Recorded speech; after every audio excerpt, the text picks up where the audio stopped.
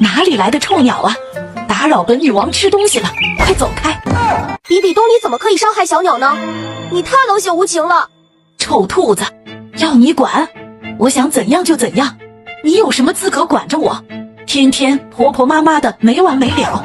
小鸟也是我们人类的好朋友呀，它们每天到田里捕捉害虫，保护庄稼。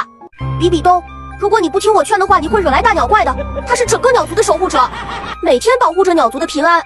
刚刚你伤害了它的同类，你赶快给它这几种能量，再发送一个狗头护体，最后保证从今之后不再伤害小鸟，它就会原谅你了。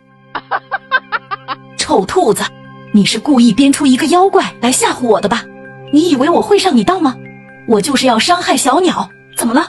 我最讨厌小鸟了，每天早上在我的窗户旁叽叽喳喳打扰本女皇的美梦，搞得我都烦死啊！走，雪儿，我们不要理这个臭兔子。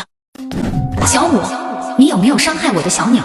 我的小鸟受伤了，我正在寻找伤害它的凶手。